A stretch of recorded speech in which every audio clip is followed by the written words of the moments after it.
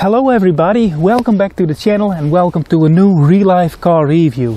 This is the new Hyundai Santa Fe, and that rhymes with it's very cold and grey today. But don't you worry, this is filmed in full color, but it looks kind of grey. Anyway, let's start this episode with a very quick walk around of the exterior design of the new Santa Fe.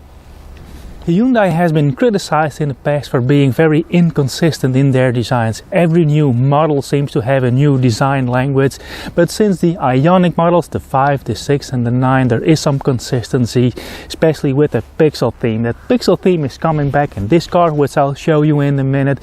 The new Santa Fe doesn't look like the outgoing model, it's a completely different design, and it doesn't look like any of the other internal combustion engine cars. So the Ioniq models, the EVs, have something that is very alike in the design language, but the ICE cars are very different. If you look at the i30, the i20, the Bayon, the i10 and this car, it is that it says Hyundai on the front and on the back, but by looking at its design you cannot tell that they are from the same brand.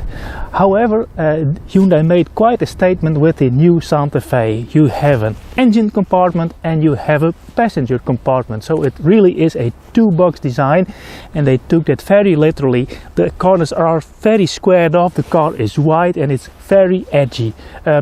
My kids called it a brick, and that is kind of what it is. It really is a design where form follows function, and that leads to a huge interior room, which I'll show you in a minute. Yeah, it's a very practical car. It's been compared to some of the British off-road vehicles, and yeah, that is intentional. However, Hyundai does not market the Santa Fe as an off-road vehicle, it's an SUV. During the press launch and in every press release when this car was launched, Hyundai liked to mention that this car was designed and developed during COVID. And during COVID it meant you couldn't go anywhere other than take your car and go out into the great outdoors. So they designed this car in such a manner that you can sleep inside the car, or you can put a huge roof tent on top. And I'll show you this in a close-up. Here is a little grip, and this is an option on this model where you can grab your hand into either to get into the car or to climb up on the wheel to get into your roof tent. Let's have a quick peek at the front end design, back end design, and then we go have a peek under the hood. As I just pointed out, there is somewhat of an inconsistency in Hyundai designs. Every new model seems to have slight changes in the design language, but there's one theme that's coming back in every new Hyundai, and that's the pixel theme. And in this case on the Santa Fe you see that in the headlights where they make up a large edge. It's a nice touch, and also these aero flaps over here in the front bumper is something you see on the Ioniq models. While I'm discussing the headlights, there is one thing that I need to point out, and that's also something that I pointed out during the test of the Ioniq 5N model. The headlights, these are LED headlights, are very average. They are not bad, but not great either. And another thing with the headlights is they are not adaptive. They are automatic high beams, but they're pretty slow to respond. So if you live in a dark area, in a rural area like I do, and you really need to have good headlights, you have to keep that in mind. And if you're Scandinavian, you'll probably have a solution by putting up these large projector headlights over there, but there's that.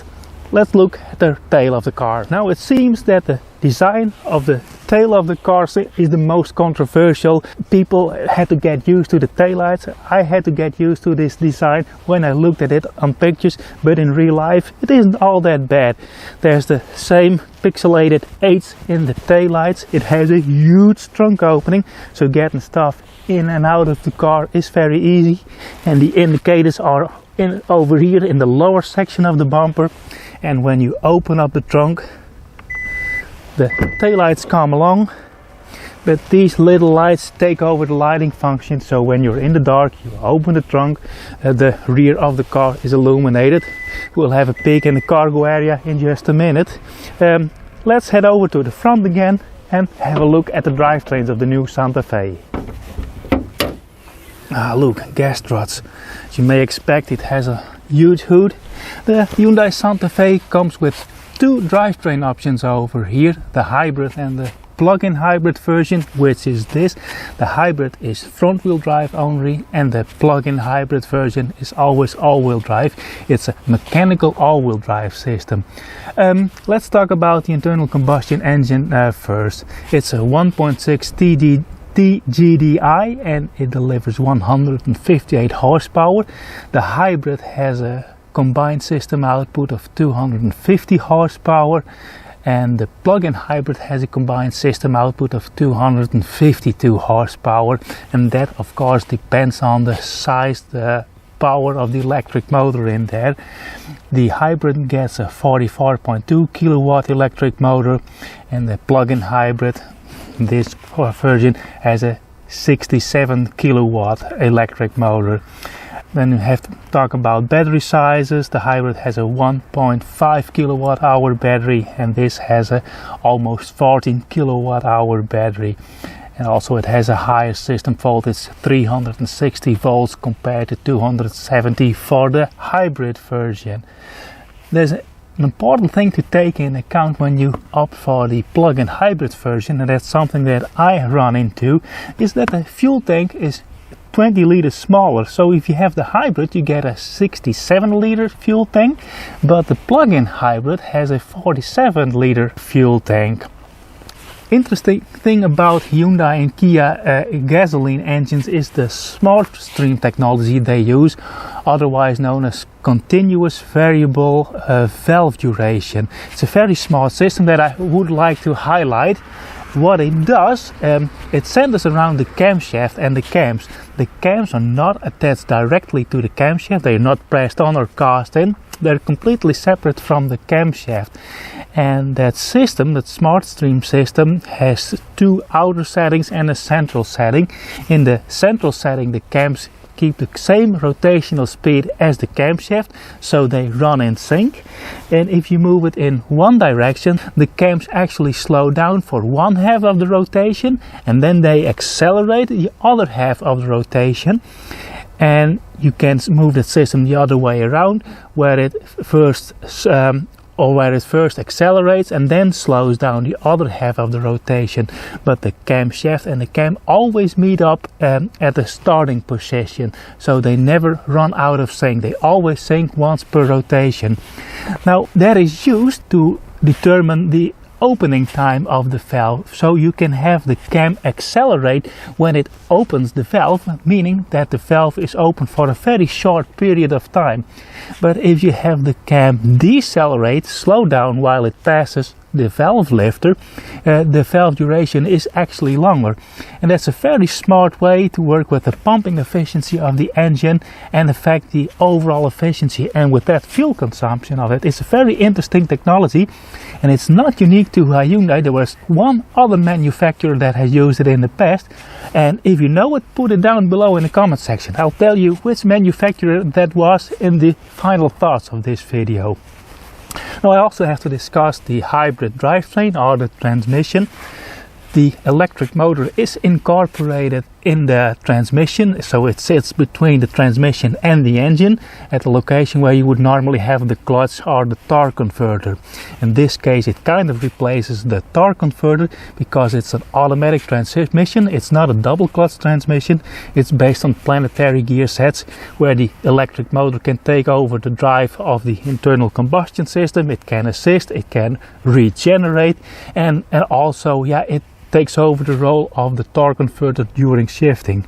I'll talk more about the shifting and this drivetrain in the driving segment. Let's close up the hood for now and let's have another peek in the cargo area. Before I open up the trunk and show you the cargo space, there's one thing that I need to point out. If you park the car, you want to open the trunk, keep in mind it needs a lot of space to open, and when you open it you really have to step back.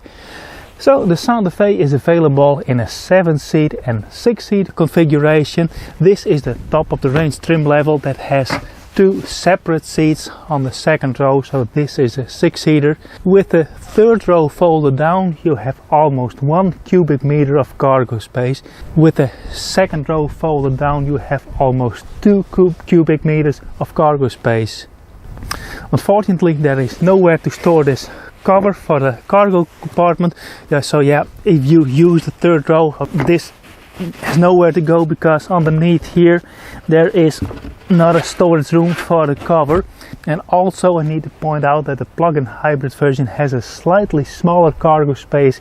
It's just about 20-30 liters. It's not significant because of the larger hybrid battery that lives underneath here.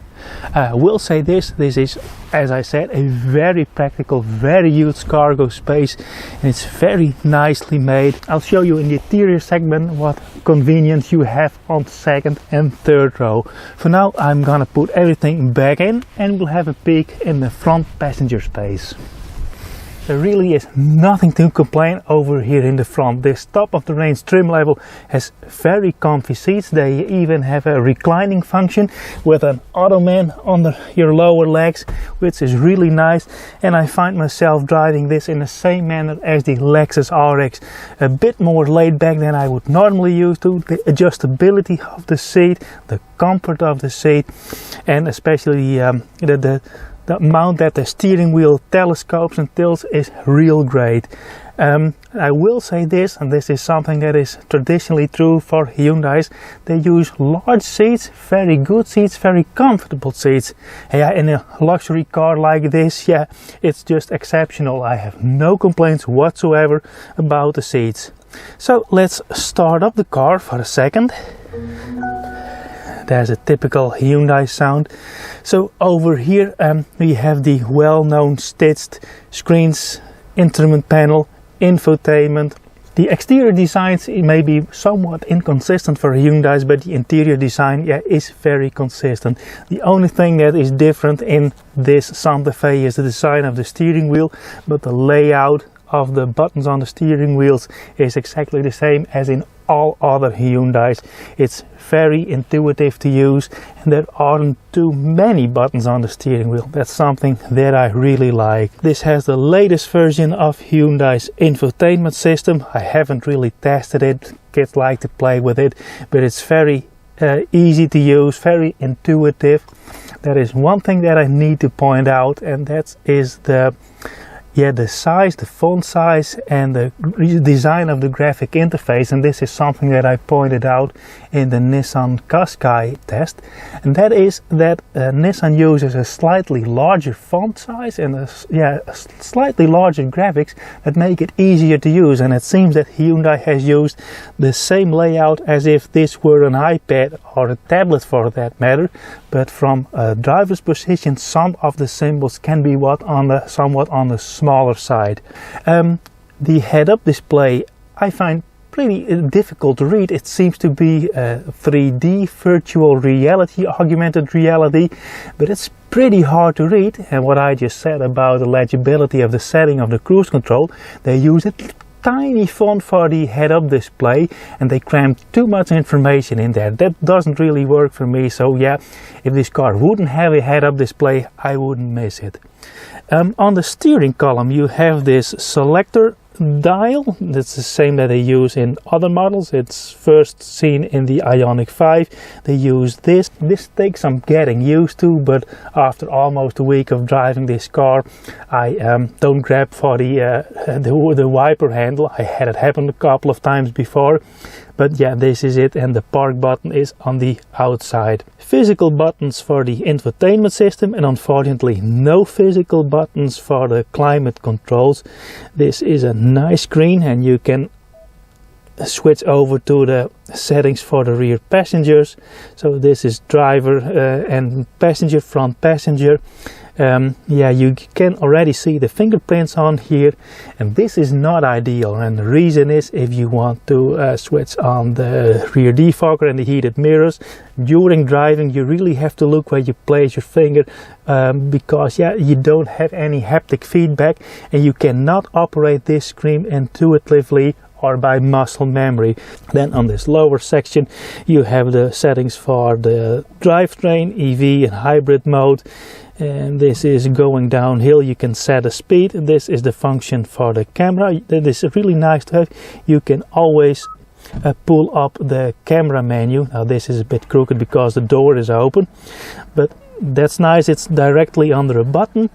and this is for the all-wheel drive system, where you can change the settings for the train and the drive mode, and it always starts off in eco mode. Then on the center console you have two wireless chargers, and there are two USB-C outlets, and this can be a data bus if you switch it in that mode, and then the color changes to orange. And this is something that you see in every new Hyundai and Kia product.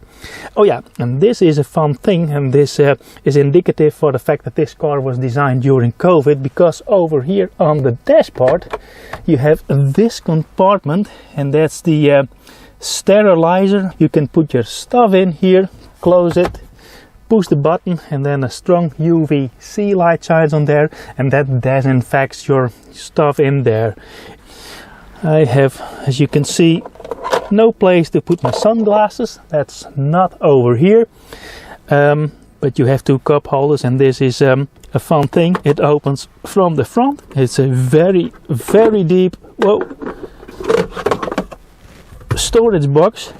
Yeah, it almost goes down to the road, it feels. But anyway, let's put this back in there, and the fun thing is that you can open it from the rear too. There is one downside to this armrest over here. I currently have everything set in my driving position, but I have the steering wheel slightly higher up than I would like to have it. The reason for that is twofold. So I can see the top of the instrument panel, but normally I would like to have the steering wheel in this position, but it blocks the side and the top of the instrument panel, and also when I'm driving in this position my elbow often hits the leading edge of this armrest, and you cannot slide this armrest forward or backward. That's one of the negatives of the interior design of this car. Other than that, this is a very comfortable interior. They have used very nice materials. There's suede on the A-pillars, and also the headliner. It probably doesn't show on camera, but it's very soft, and also the visors, the sun visors, made of a very soft suede-like material. Okay, let's hop over to the second row and see what life is like over there. Alrighty folks, look at this door opening. If you can get in and out of this car, you shouldn't be traveling in cars, because this is comfort. This 6-seat version has electric adjustability on the seats. Yeah, it slides back and forward electrically, but it also has the reclining function. This is better than traveling first class in airplanes. So let me get somewhat of a decent seating position so I don't lie down. So the comfort and adjustability, the walk through to the rear passenger compartment, the third row, is great, but I noticed there are no controls over here on the center console for the second row passengers. You do have these nice vents over here, and in the door you have the button for the 3-level seat heaters, which is very nice. But as you can see with the seat in my driving position, yeah, I can almost stretch my legs. Let me see if I can slide it back and forth. Oh yeah, you can push this button, then it releases. So this is the furthest back it goes. But seating comfort over here is just magnificent. And on the front passenger seat you have these buttons, so you can put it in a reclining function, which I just did. Oh, let's stop it. But if you're on the right side of the car, you can slide it back and forth. Now, of course, we have to do the window test too, but as you may expect, this is just, it's magnificent. So now let's see if we can get into the third row. First time ever in a real life car review. Now if you want to get into third row and you have this optional grip, you can use this. You have to turn this in with the key, the physical key, and then you can put your hand on here either to step up on the wheel so you can get up into your roof tent, and if you want to get in the rear you can also use it. Push this button over here. As you can see, the seat slides forward and then slide all the way. You have to give it a little push. You have to be somewhat of a gymnast to get in, but anyway, I'm in. Let's push that button again. Second row gets back to its seating position. Okay, it's not a real bad place to sit. It has to slide a little bit back. I can stow my feet underneath the second row seat. We have cup holders here, there's a vent, there is a USB-C outlet. We have a reading light, so I already have more creature comforts than what I would have on the second row. And here you can activate, deactivate the climate control over here and the blower speed. But the temperature is set by the driver all the way in the front over there. And also you have a 220 volt outlet over there. Also a USB-C on both sides. It doesn't really show on camera, but the headliner and the pillars are also covered in suede-like material. So this is very nice. It's more suitable for children than it is for Arnold, I just discovered. Anyway, let's get out and let's go on a drive. Now, before we take off, I'd like to explain how to switch off the warnings and such. Hyundai uses a favorite button, it's a star button over here, and then it directly goes to the driver assist systems. So that's speed, overspeed warning off. So heat is on, heated steering wheel on. There's a 2-setting heated steering wheel, and I am freezing at this moment. So let's get going. Another thing that I like to point out, as you can see, it's very grey. We had a very foggy period.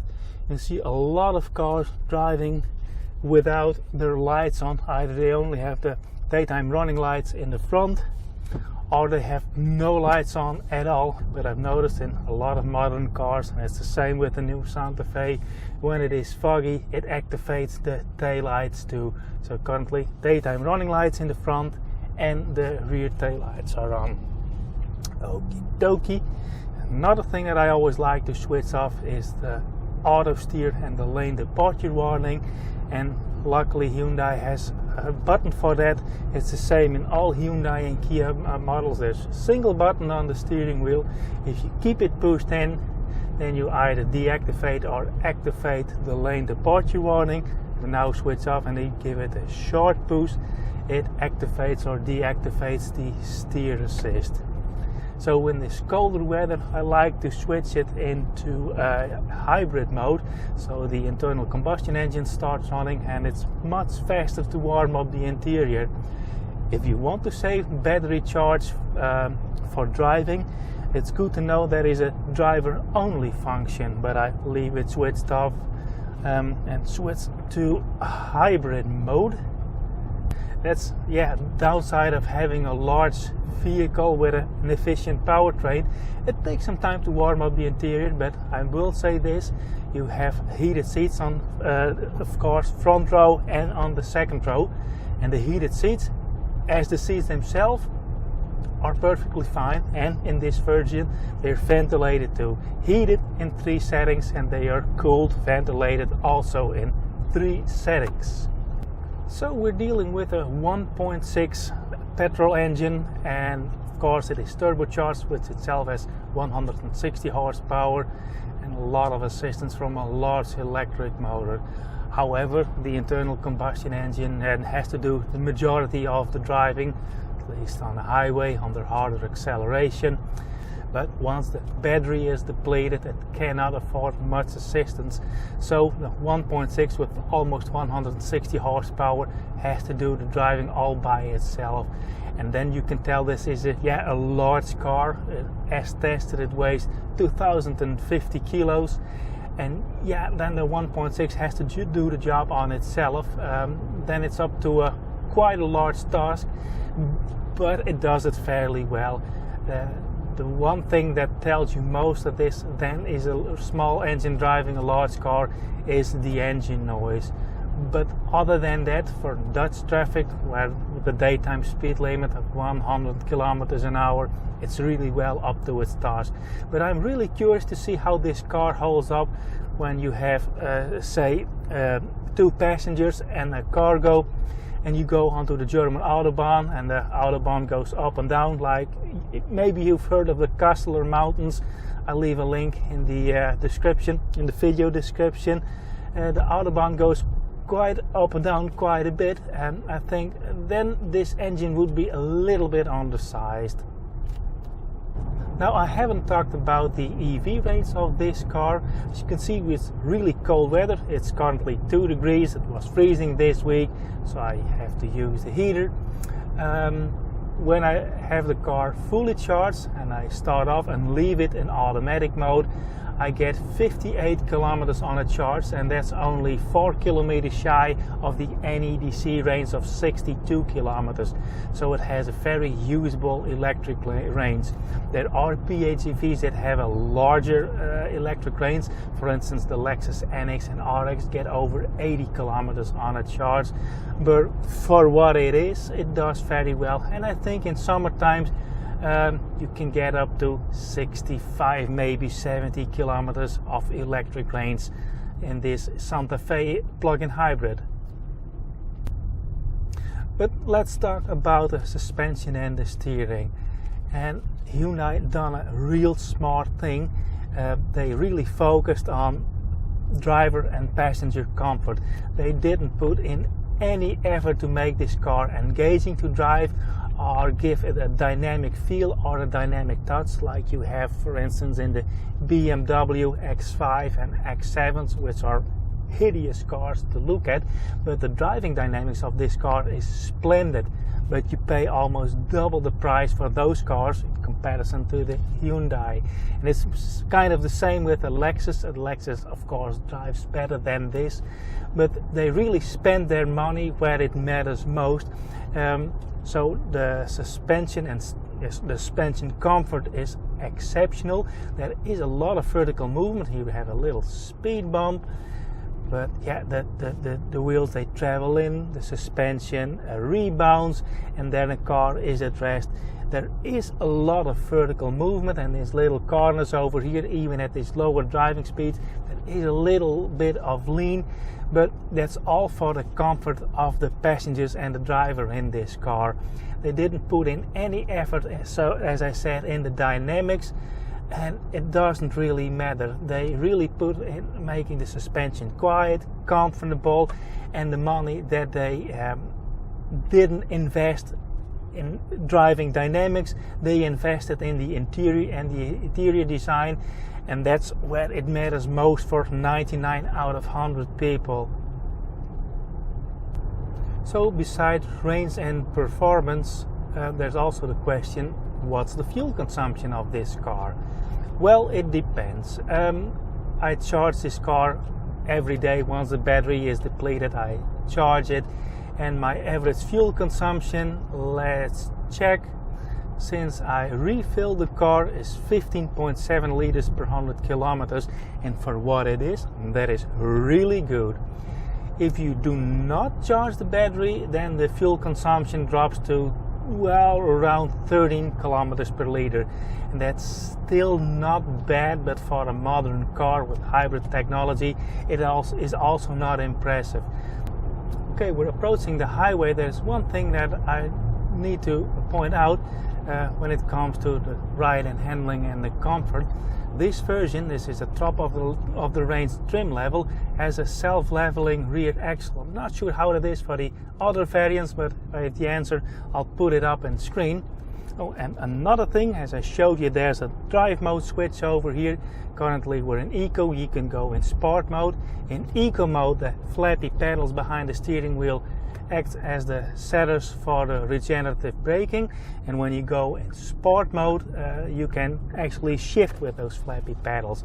I leave it in Eco mode, we're on the on-ramp, off we go, full acceleration.